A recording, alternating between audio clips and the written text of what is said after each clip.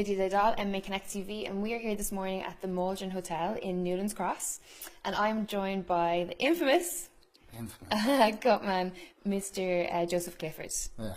What's the story? It's good. I was going to say, if you forgot my name, it's just in case. You can it's written on his shirt. Abbreviate it today. Yeah, good. Sorry. You're just off the plane from Cage Warriors. Yeah, nice. yeah. It was a great show. Cage Warriors 77. Yeah. So it was a very good show. Some cracking fights, and it's nice when you have a show that's just rolling. One good fight after the next, so it was a really good show. Excellent. I get a kick out of that still. I know you do. It makes their hair stand on the back of my neck, so good it was stuff. fantastic. Well, listen, the reason that we're here is for any of our viewers, I think any of the kind of staple MMA fans or Irish MMA fans, they'll definitely recognise you.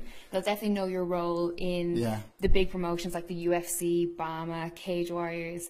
For somebody that's not aware of your position or what a cutman even is, explain to them. Well, cutmen were typically, we have a 150-year-old history, there or thereabouts.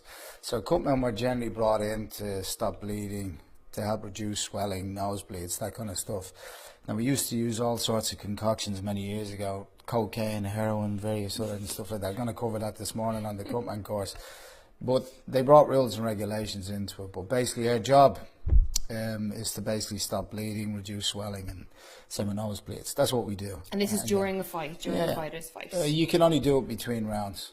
You can't do it during a fight. So in other words, if the doctor was called in and for some crazy reason the cutman was in there, if you treat, it's a disqualification, it's a DQ. So it's only between rounds. That's what we do. So for anyone that was ever watching a fight that didn't know and they're like, what are they doing? Is it doctors or if it's referees, why they run into the cage? It's the cutman that's checking the fighter in between the rounds. Yeah, well, see, what the cutman can't do is actually dismiss a fighter. There's a lot of no's with this. We've broken so many laws over the years, it's incredible. And cutmen have basically been allowed to run away with themselves. So it's not that I'm anti-cutman. I actually love this so much that I want to make sure that the profession keeps going forward. Now, I can't change it on my own. So the people sitting in the room today, I hope I have an influence so that when they go back out there, they'll actually see what's good and what's not so good, and develop their own skills and ways of doing things. But primarily, at least they'll have an education on how to treat. There's a paramedic coming in doing various parts of concussion, baseline testing, stuff like that. But also about using hemostatic agents, which means substances which are legal. We don't use any drugs to actually stop bleeding. So what we're doing is alternatively using natural products rather than using dangerous drugs. Because regardless if you get a boxing license or you don't get a boxing license, you're still not licensed to use that drug. Adrenaline 1:1,000 is the go-to kid.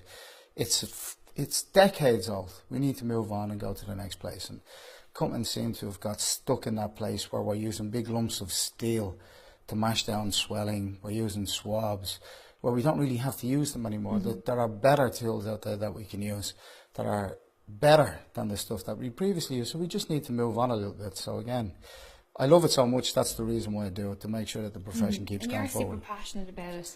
But for your own background as well, how was it that you got started? Like, you know that your histories or your background is in boxing and then it evolved. So what was it from boxing that got you started into being a cutman? Boxing, I've been involved as an amateur in boxing. Been around amateur boxing for about 30 odd years. And it was, I'd come back in to coach, and I was in Cumberland Boxing Club, and Phil Sutcliffe, two-time Olympian. I've always been blessed to be in good places with good coaches, one of the best technical coaches I've ever worked with. He asked me would I work as a cutman in a corner, and I said yeah, because at the time I was studying health science, and they thought because I was first 80 that I'd go in and do it, and that's exactly how it started. So it started from there. So when I get into it, I had a look around, and I want to be good at anything that I do. But the more I kind of became aware of what was going on in corners, the less I liked what I saw. And I started to study the best in the world. And when I looked at the best in the world, they were anything but the best in the world. And I was thinking to myself, how are these guys getting away with it? Because I come from a clinical practice background, I marry both skills because I come from boxing. and as a fighter, and being backstage, and being in corners and stuff like that. And I married all those skills together. And I said, well, you know, there's a lot of wrongdoing going on here in terms of how fighters are being treated in corners by guys without gloves. And even if they do wear gloves, like, they very rarely change them, and they're putting them back into kits and various other and stuff like that, end swells covered in blood, or maybe not covered in blood, but they'd have some kind of human you know, fluid on it, and they're throwing it back in the blood. So I just said, like, there needs to be changes made, because for me it was shocking. So you took the first step, so you kind of led the way in that there was nobody else kind of guiding you, or... I've been swimming against the current since 2009. What's that like? Well, put it this way, if I post something, you're talking about 500 million likes and some of this stuff, or not likes, but people have tuned in, views, right? I could post something, I'd be probably lucky to get 20 on it. You know, I don't do this for likes. This is not a popularity contest. I couldn't give a damn. I do it because I have a voice. My pops always told me, stand for something, kid, or else take a seat. And I've come from a strong trade union background, the same with my grandmother and stuff like that. So I just have that in my blood. I just said, right, okay, something has to be done. So I approached the Boxing Union of Ireland. I went with all my stuff and I gave it to them. And they said, that's really interesting. They were the first to take it on board. This is the Professional Boxing Union of Ireland. They were the first to take it on board and put a stamp on it. We recognise it, we approve it. Then it just, something clicked in me. Okay, let's go chasing other organisations. So I've done it with various, and I've had one-line responses to it and various other, but I keep on throwing it up there all the time, and I keep on challenging those belief systems, because that's what I'm doing. I'm challenging an old belief system. People don't like change, they're afraid of change, but if you don't change, with current health and safety laws, this is over, because countries are starting to cut Cutman out of corners for those exact reasons. We can't go in and butcher guys, make it up as we go along, use any type of drug. Some of them are PEDs, performance enhancing drugs, nasal ephedrine sprays and stuff like that. We can't do that. You're not licensed to use it. You don't know the consequences of the use of the drug that you're using. If you had some education, well, then there's some foundation that you can go in there with some knowledge and do the best job you possibly can. But we need to do it within a framework, a system. And so currently there is none. Or some organisations or associations, they have courses that they do, but they would be very inspecific. Right. Okay. Arguably, though, you know, you're within MMA. You, as I said, you are one of the most recognised faces in terms of, you know, the referees and the commission. Well, that's no, I'm joking. I wasn't. But you laughed anyway. So there you go. But you know, one of the things for us, I especially remember coming back from the Team Rhino Jiu-Jitsu competition when Neil Seary was fighting at the UFC, Haragachi. And you came on the screen, you know, and you had Irish Joe on your back, and we were all in the airport, and we were all like, oh, there's Joe, you know. So you've become a staple in, you know, mixed martial arts promotions, BAMA, UFC. How did you get involved, especially with the UFC, you know, obviously arguably the biggest promotion in MMA that's out there? Believe it or not, that was Andreas Michael. We were just having this conversation before we started this. Andreas Michael, the Swedish boxing coach at the time. I was in Sweden living there in 2011. And Andreas gave me a call. I was back home and he was looking for sparring for a light heavyweight. I said, yeah, no problem. Then he said, you wouldn't be able to get him some grappling. I said, what's that then? And he said, like wrestling. And I said, oh, MMA stuff. He said, yeah. But I was very aware of MMA. I was very ignorant of MMA, but I was very aware of it. And I knew how big it was, or how big it was growing. And so I rang around and I ended up in Andy Ryan's gym, which formed a lifelong bond and a lifelong friendship I have right now. And so I organised sparring for him for 9 days, I think it was, or 10 days. And he said, who is it, by the way? And I had to ring Andreas. I said, Andreas, who is it? And he said, Alex Gustafsson. So I said, right, okay. And I rang Andy. I said, look, Andy, I said, there's this Swedish fella called Alex Gustafsson. I think he was 5 fights in the UFC. He said, no way. I said, yeah. I said, Alex Gustafsson. Why? I said, and he said, but I've never been starstruck by anybody. So Alex ended up staying in my mother's house, eating my mother's Sunday dinner with Andreas Michael at the table. That's a fact. Probably won't ever admit to it, but that's a fact. And I have the photographs to prove it. But it was Andreas Michael. And then I crossed over into MMA. Because then I got curious. But I seen the opportunity for growth in MMA, whereas boxing's a dinosaur. Yeah. It's around a long time. It's, its history goes back to the mid-19th centuries in terms of rules and regulations, the Queensberry rules, and all the rest of it. But I just seen the opportunity. Maybe I can introduce the course right here, right now. And so that's where I started. I just started turning up at shows with Andy Ryan, travelling to the north for various events, with Neil or with any of the team Rhino, and doing it for nothing. And I ended up on Cage Warriors one night, and I had a look at that, and I sent a dodgy email to Graham Boylan. I apologised, Graham, and Graham had the maturity to see past it and then gave me a shot. And I ended up sitting beside a UFC scout one night, not so much a scout, but another friend, a guy that became a lifelong friend,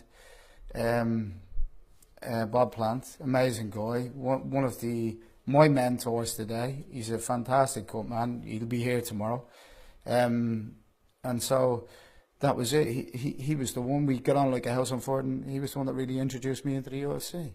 But it was tough work because when I ended up in the UFC, I ended up with Burt Watson, under Burt Watson, and that wasn't tough. That was easy because I'm with a legend. Here's Joe Fraser's manager. Yeah. I'm standing with.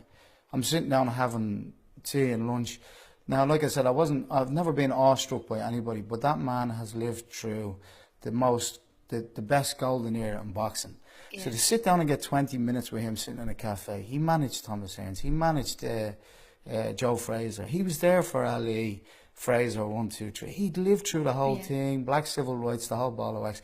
I was just, I was like a kid, and he was a piece of history sitting in front of me.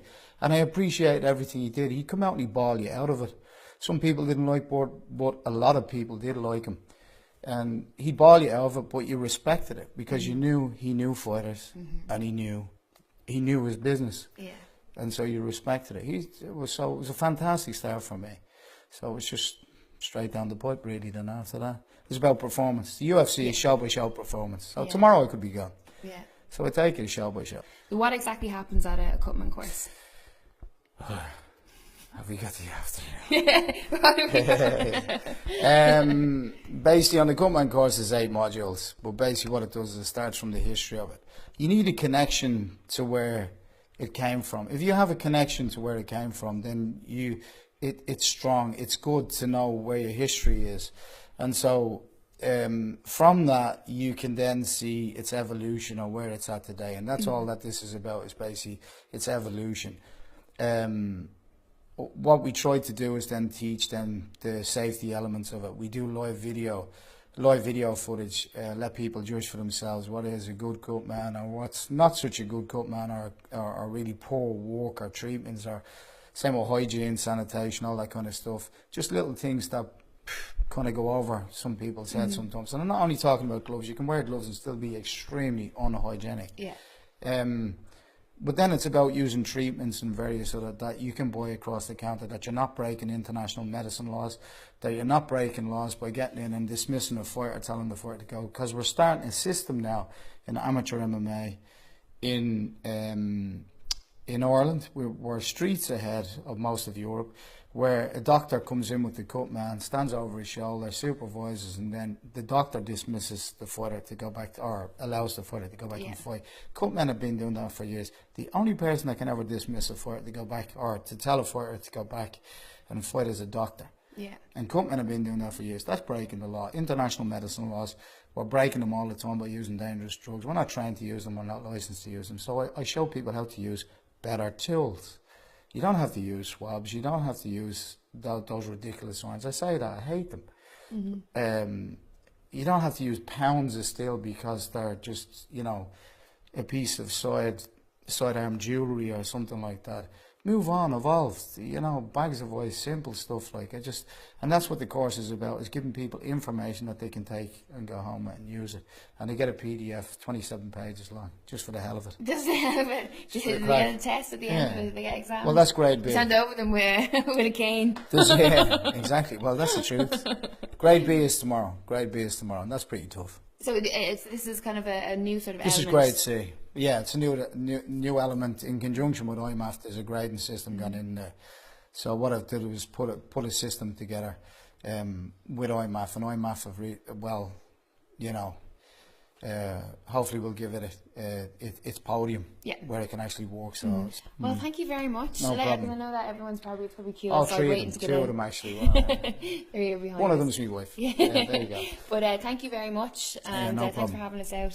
Great to see this out, because this is the whole point. You know, we want to cover as much as possible, not just the amateur fighters and the pro fighters. This is a big behind the scenes, you know. And you'll know that, you know, when BAMA comes to town or when the UFC comes to town, there's a whole day or weekend involved where you get the whole family comes together. By the way, I'll just finish by saying this is entrepreneurial. Doing this kind of stuff, like, kids have choices now they didn't have before. This is entrepreneurial. Support it. Do you know what I mean? For a long time, there were limited choices in this country to do limited things, and you did what your dad did, and now there's untold opportunities out there, and there's people like Lydia and the guy that's behind, sorry, what's your name? Carl. Standing behind the camera, come out, took the time out Sunday morning to stand here to do this. Why do they do it? They don't get paid. Support it. Do you know what I mean? Really support it, because at the end of the day, if you don't have a window into a sport, if you don't have a window into the background, you don't know the stories behind what you see superficially when you turn up to an event. You don't know any of that. What you get is a very superficial picture, and these people go behind and do it all. So I appreciate you turning out, and support, please support. And I'm in this one, so support that as well.